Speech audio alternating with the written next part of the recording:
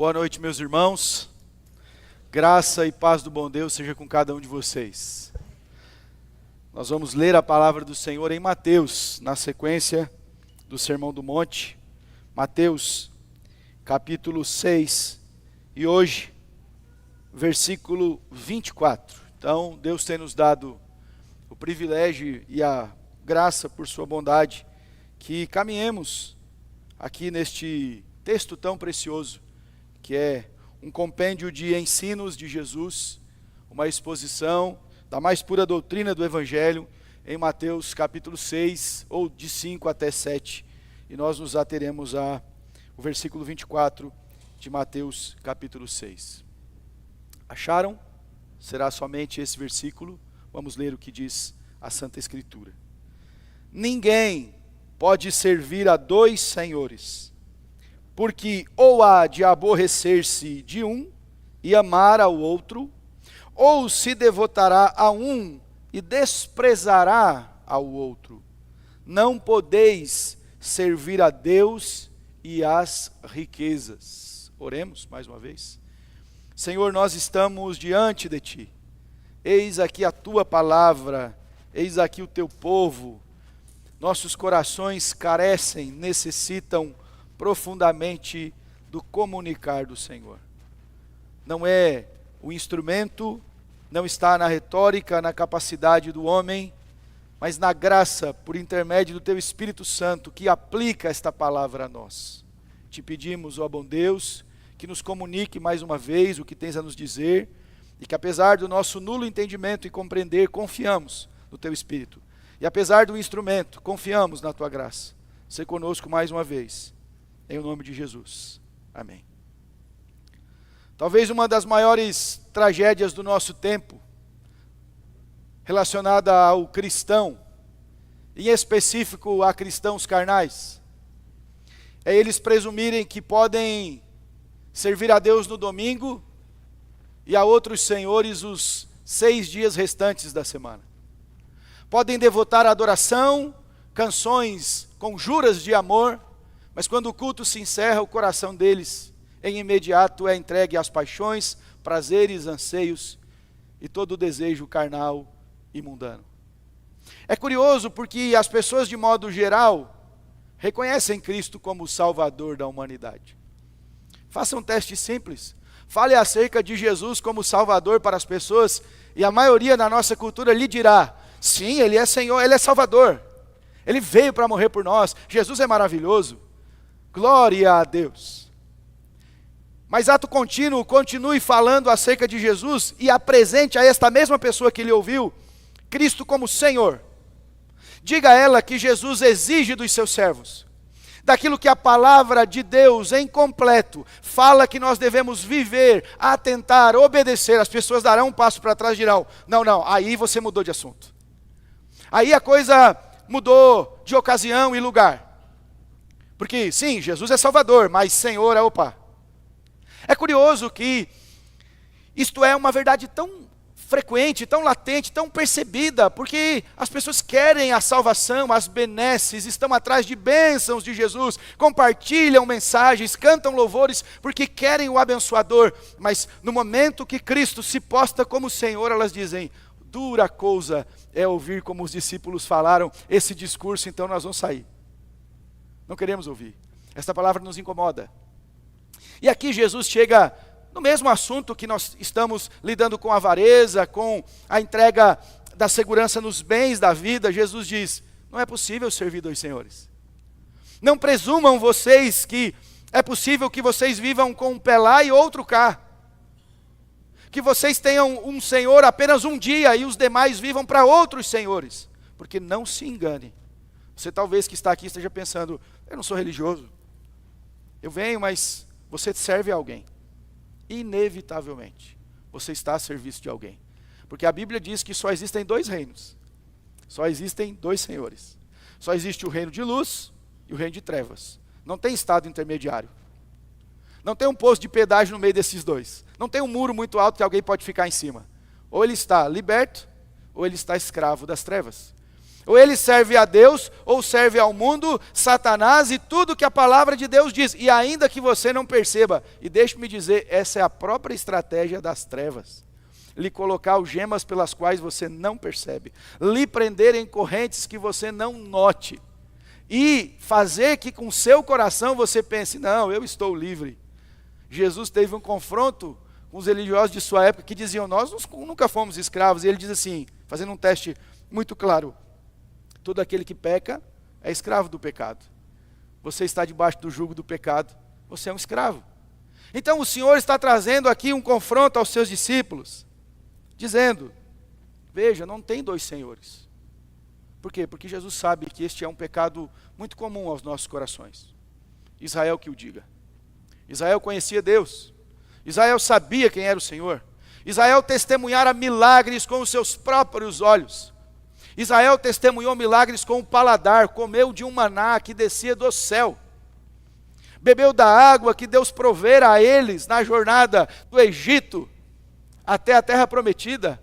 Passou em terra seca, viu milagres, mas logo que Moisés sobe a falar com Deus, eles estão irrequietos e dizem, faça para nós, Arão, um Deus que vá diante de nós, porque nós queremos adorar alguma coisa.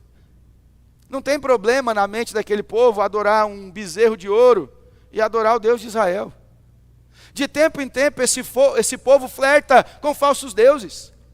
Deus tem que chamar os seus profetas e dizer, tirem do meio de vós os falsos ídolos. Derrubem os seus altares, acabem com este culto falso, voltem-se ao Deus verdadeiro, porque o coração do povo, apesar de conhecer a Deus, de saber quem Deus era, estava sempre inclinado a falsos deuses. O Baal está sempre no meio, deuses estranhos estão sempre no meio do povo. Em ocasiões distintas, aquele povo está querendo sempre fazer uma mistura. É possível adorar Deus e também adorar outros deuses? Não é possível. Eles aprenderam a duras penas. Houve consequência, juízo, destruição, sofrimento, disciplina. Porque aquele povo tentava adorar dois deuses. Dois tipos de culto. Duas formas de devoção. Isto acontece, infelizmente, nos nossos dias. Talvez eu e você não tenhamos altares erigidos na nossa casa. Nós não tenhamos lá imagens e representações de Baal, de falsos deuses. Mas nós estamos no coração sempre dúbio, sempre confiando em outras coisas, sempre dedicando mais primazia, energia, prioridades àquilo que não é o Senhor. No tempo de dificuldade, nos é revelado a quem cremos e confiamos.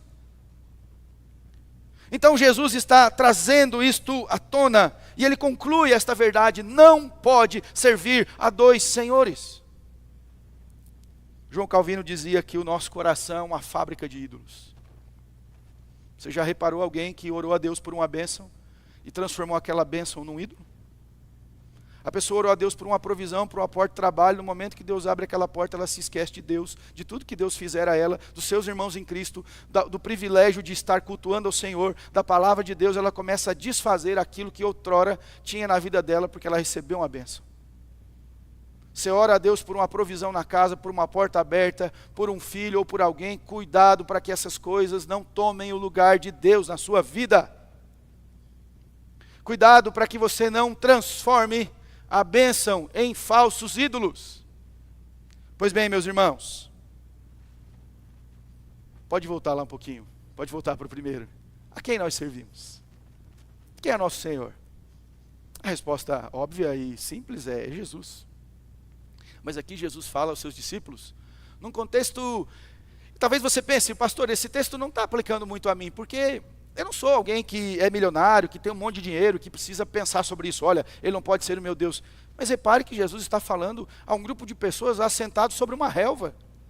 Jesus está falando com gente simples, com pessoas pobres, com gente comum, do dia a dia.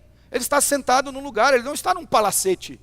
Ele não está reunido às autoridades de Israel, e lá falando com aqueles homens de pompa. Não, ele está falando com gente simples. Por quê? Porque Jesus sabe que o nosso coração pode ser muito facilmente inclinado à avareza. E algumas verdades são destacáveis aqui. A primeira delas, irmãos, pode passar agora o slide. Isso é simples e fácil, leia comigo, por favor. Ninguém Ninguém pode servir a dois senhores. Isto é a máxima, desculpe, este é o ensino de Jesus aqui no texto. Ninguém pode servir a dois senhores. Nenhum senhor aceita devoção parcial. Nenhum senhor. Não o verdadeiro. Talvez os falsos ídolos dirão a vocês, e às vezes isso inclusive é uma isca, uma pesca de seitas e heresias. Dizem assim para você: não, pode vir com a religião que você tiver. Se falar isso, já duvide. Porque o Deus verdadeiro vai dizer: só existe um Deus, só existe um Senhor, só existe um caminho, só existe uma verdade, todo o resto é falso Deus, é mentira, é doutrina de homens ou de demônios, é o que a Bíblia diz. Então se alguém disser: não, venha para cá e a sua religião não importa, só existe um Deus. Os falsos ídolos dirão para você: pode adorar qualquer um, pode colocar mais um. E eu já ouvi relatos de missionários que fazem trabalho em países que são chamados politeístas, que tem muitos deuses, e eles apresentam Jesus.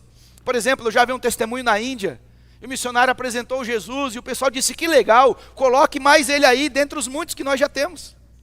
São milhares de deuses, variações distintas. Mas Jesus diz: não é possível servir a dois senhores. Por quê? Porque você dará devoção parcial.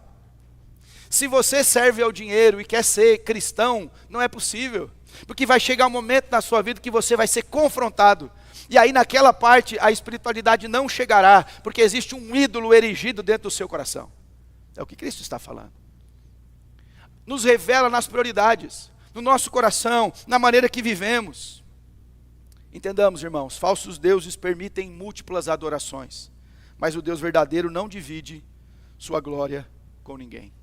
Isaías 42:8 diz assim: eu sou o Senhor, este é o meu nome, a minha glória não darei a outrem, nem a minha honra a imagens de escultura.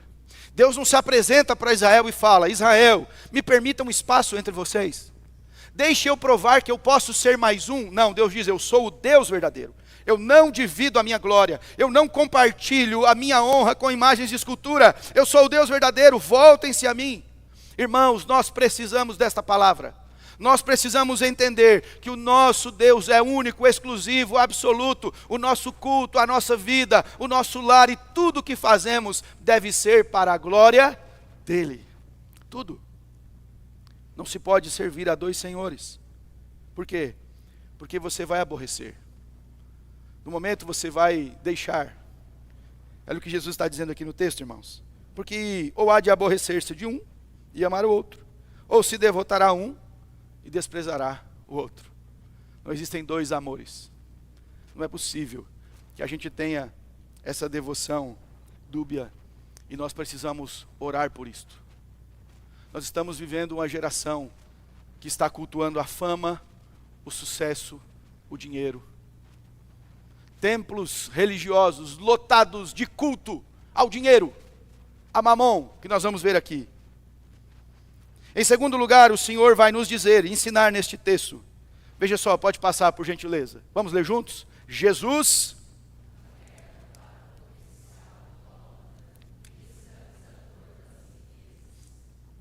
A nossa tradução está dizendo riquezas, mas dependendo da tradução traz a palavra mamon. É um tipo de entidade, de Deus com D minúsculo, associado à avareza, à riqueza. Então Jesus, o único Deus com D minúsculo que Jesus enuncia nos seus ensinos, em nenhum outro lugar Jesus enuncia algum Deus com D minúsculo, a não ser aqui Mamon. Ele vai dizer: você não pode servir a Deus e a Mamon. Então o que o Senhor está dizendo para nós? Cuidado, porque as riquezas não são tão sutis assim. As riquezas têm o poder de subjugar as pessoas, de torná-las escravas. A palavra mamon tem essa ideia, o que armazena, ou no que se confia. Essa palavra se refere à personificação da riqueza. Eu já disse isso outras vezes, mas a gente imagina que a avareza é um pecado que pode acometer apenas quem tem dinheiro. Nós já conhecemos muitas pessoas paupérrimas que são avarentas. Elas não têm, mas elas amam. Você pode amar aquilo que não tem. Você pode desejar arduamente aquilo que você não tem. E essa verdade que Jesus está dizendo não se prova na prática? Quantas pessoas são escravizadas pelo dinheiro? Eu disse aqui recentemente, irmãos, pregando no mesmo texto sobre a avareza, aqui de Mateus 6, o quanto a nossa nação, e essa semana eu li uma matéria, publicada nesses sites assim, esquerdistas até o tutano, dizendo os pastores estão preocupados com as betes no meio da igreja, falando para o povo, se liberte disso. Por quê? Porque muita gente está viciada buscando uma falsa riqueza, buscando uma facilidade, um enriquecimento ilícito. Isso acomete a nossa vida, porque nós confiamos no dinheiro, e a gente, para ter um subterfúgio mental, nós dizemos assim, mas se eu prosperar eu vou abençoar muita gente. Mentira. Você está justificando a avareza, você está querendo dar uma desculpa para Deus que conhece a sua vida e o seu coração que está interessado em coisas ilícitas, alimentando o crime organizado, a lavagem de dinheiro. Como assim, meus irmãos? Nós precisamos atentar para a avareza que sutilmente está conduzindo a gente.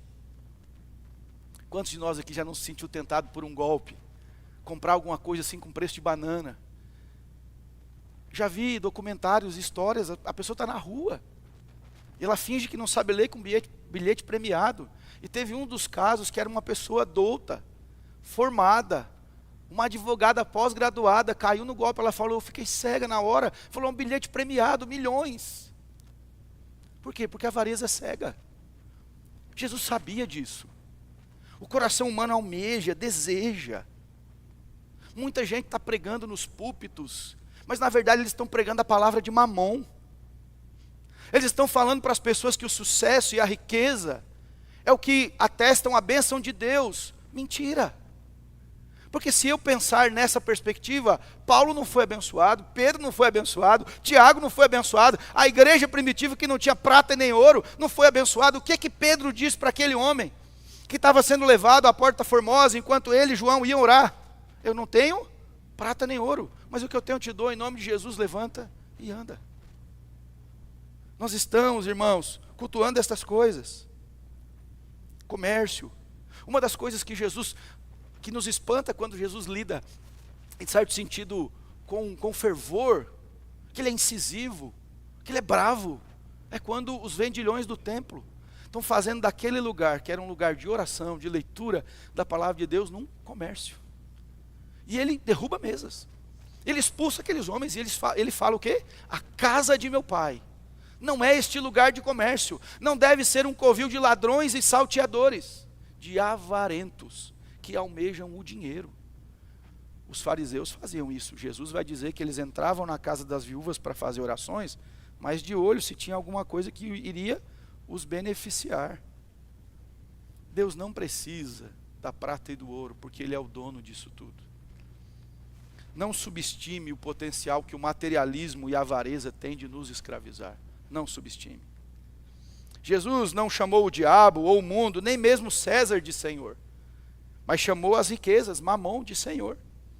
Esse Senhor é carrasco, escraviza os seus súditos. Por amor ao dinheiro, as pessoas se casam, se divorciam, matam, morrem até, corrompem-se e são corrompidas. O dinheiro é um senhor que exige devoção exclusiva.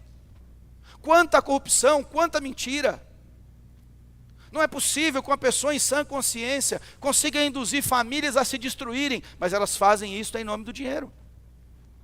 Você já reparou que nos nossos tempos existe uma crítica que a mídia já não informa mais? A mídia já não dá mais a notícia, ela dá sempre a informação enviesada. Um clássico no ano passado, ou há 2 anos atrás, foi a despiora. Para não falar melhora, ela inventou a palavra, a despiora, para que tente induzir a gente. Por que isso? Por causa do dinheiro. Um assunto que falamos aqui na semana anterior, sobre a imoralidade que permeia a nossa sociedade, é por causa do dinheiro. Mulheres se expondo ao tempo todo pelo dinheiro, pela facilidade. O dinheiro é um Deus que está à nossa volta.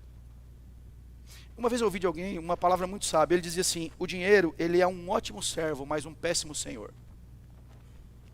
Se você souber subjugá-lo, usá-lo para a glória de Deus, ser generoso, lidar com isso e entender que não há confiança no dinheiro, ele será um bom servo. Mas ai de você, se você permitir que ele subjugue a sua vida, ele é um péssimo senhor. Você experimentará a escravidão disso. Confie no Senhor. A palavra de Deus nos lembrará. E agora, por um terceiro aspecto aqui nesse versículo, nós aprendemos que não se pode servir a dois senhores. E quais são os senhores? Jesus vai dizer, o terceiro slide, por favor. Não se pode servir a Deus e às riquezas. Jesus está dizendo isso, categórico, explícito, direto. Quem serve a Deus não pode viver mais debaixo do jugo de Mamon. Quem é escravo de Mamon, do dinheiro, não pode ser servo de Deus. Eu li uma frase um dia que alguém escreveu, eu acho ela oportuna. Quem serve a Deus por dinheiro vai servir o diabo por salário melhor. É duro, mas é verdadeiro. Os seus valores, os valores do dinheiro, de Mamon, do materialismo, deste mundo, é absolutamente oposto a Deus. Um servo de Deus entende que nada possui. Você não tem nada, absolutamente. Isto é categórico, isso não é figura de linguagem. Isto é Bíblia, doutrina. Você não é dono de nada. Deus é dono de tudo na sua vida. O recurso que Ele te dá, você é um mordomo. Os filhos que Deus te deu são para a glória dEle. Você é, por enquanto, mordomo deles. A vida, a graça, os dons, o privilégio, tudo é de Deus. A linguagem bíblica é que nós devemos ser deliberadamente generosos. Nós devemos ser prontos a dar. Não é o que a Bíblia diz? É melhor dar do que receber. Mas qual é a lógica do Mamon? Quanto mais você tem, mais confiança, mais poder você sente, mais satisfeito você é, enquanto mais retém, enquanto a Bíblia vai ensinar que melhor é dar do que receber. Que na matemática do reino de Deus, quem mais reparte é o que mais tem. E o que mais retém é o que menos possui, porque quando você reparte, Deus te abençoa. Você está com Deus, e quando você retém e confia nestas coisas, então você nada tem. Do que adianta um homem ganhar o mundo inteiro e vir a perder a si mesmo? Não é a parábola do homem que constrói 2 celeiros? Para dizer, agora eu tenho, agora a minha colheita foi boa, eu confio neles. E uma voz do céu brada dizendo, louco, se hoje te pedires a tua alma, o que tens preparado, para quem será? Não confie nestas coisas. Mamon, ele nunca se farta, ele nunca se realiza, ele sempre quer mais e mais. Perguntaram a um bilionário, o que você quer mais para a sua vida? Ele disse, só mais um pouco, e mais um pouco, e mais um pouco. 1 Timóteo, capítulo 6, se você puder ir comigo lá, vamos juntos. Capítulo 6, versículos 7 a 10. Nós podemos ir lá, e você vai comigo ler esse texto. O apóstolo Paulo sabia que este pecado acometia a igreja, acometia os irmãos. Podia lidar com estas coisas.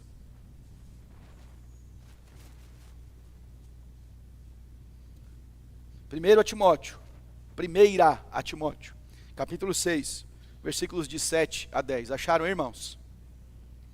Porque nada temos trazido para o mundo, nem coisa alguma podemos levar dele. Já sabia disso? Não. Se não sabia, está sendo informado por Deus agora. Você não vai levar absolutamente nada. Tendo sustento e com que nos vestir, estejamos contentes. O contentamento aqui tem a ver com satisfação.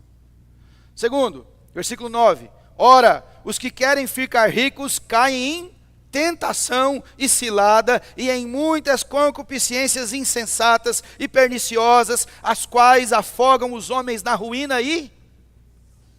Agora a decisão é sua, você vai acreditar no coaching que está dizendo que Deus quer fazer você milionário quando você compra o curso dele, ou você vai acreditar na palavra de Deus que é inerrante e verdadeira? É o que Paulo está dizendo. Timóteo, fala para esses homens. Quem está buscando ficar rico vai cair em muito problema, em perdição, em ruína. Por quê? Porque ele tornou a satisfação, a busca, a adoração. Irmãos, tem culto ao dinheiro, já viu isso? Não. O pessoal só fala disso o tempo todo. Porque eles estão adorando, idolatrando, e a Bíblia está dizendo isso para nós. Veja só, irmãos, versículo 10, vamos juntos? Porque...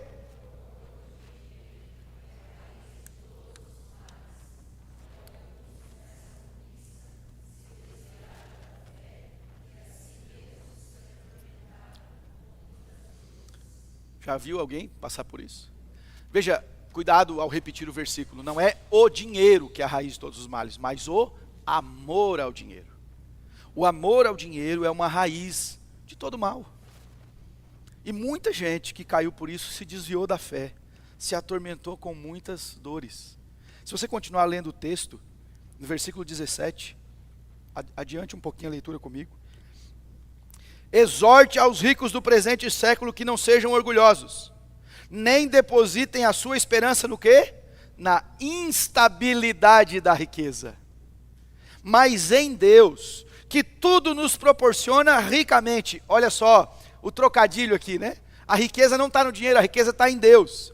Para o nosso aprazimento, que pratiquem o bem, que sejam ricos de boas obras, generosos em dar, prontos a repartir, que acumulem para si mesmos tesouros, sólido fundamento para o futuro, a fim de se apoderarem da verdadeira vida. A riqueza, biblicamente, não é pecado em si mesma. Abraão foi muito próspero, Jó foi próspero, você conhece? Os reis foram prósperos. Mas o argumento de Jesus é que nós não devemos alimentar a avareza e servir a ela, fazê-la dela o nosso rei, o nosso Senhor, o nosso Deus. Aos ricos, busquem tesouros nos céus, e não é o que a palavra de Deus diz. Versículo 19 lá de Mateus 6, volta para lá por favor. Isso foi pregado recentemente. Mateus 6, 19.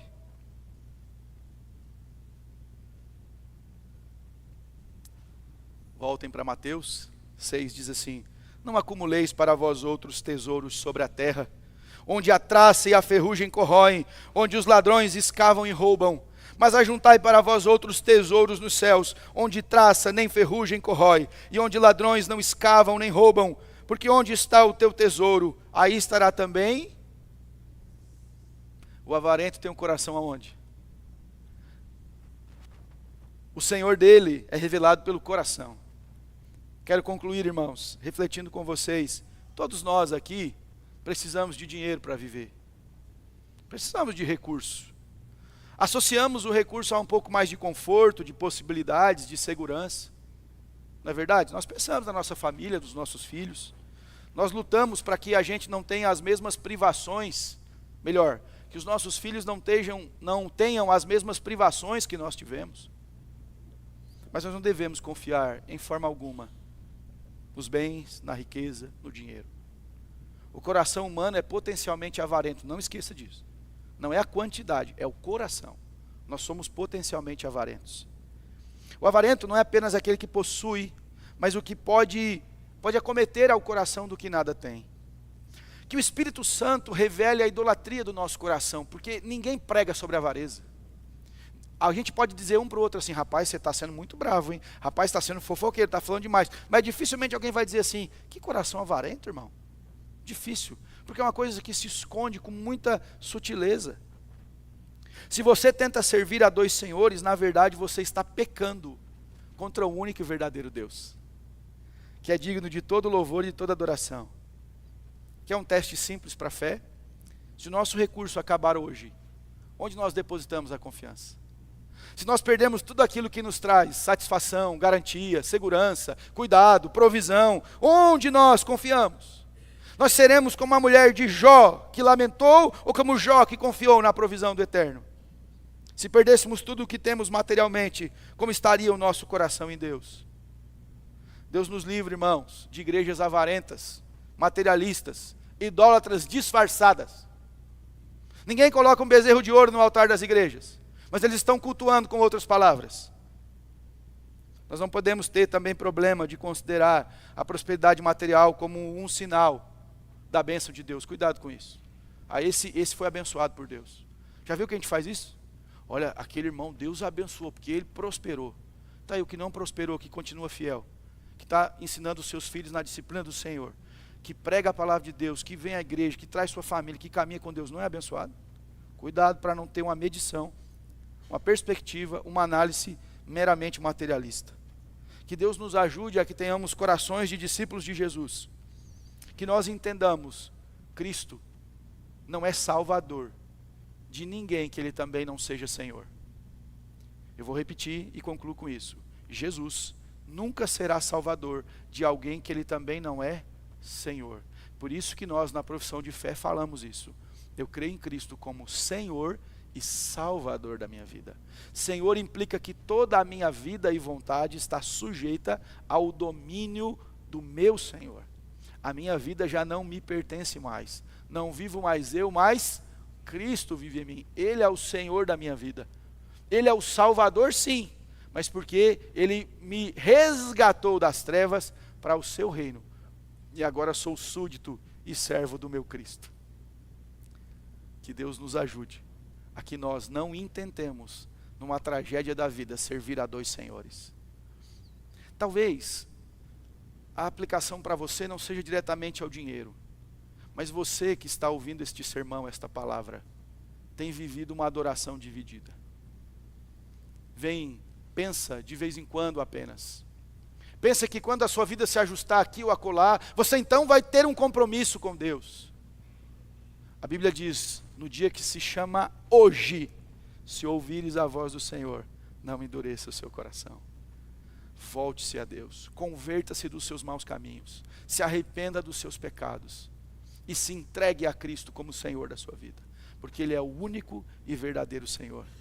João 14,6, eu sou o caminho, a verdade e a vida, e ninguém vem ao Pai, que é o verdadeiro Deus, a não ser por mim, Jesus.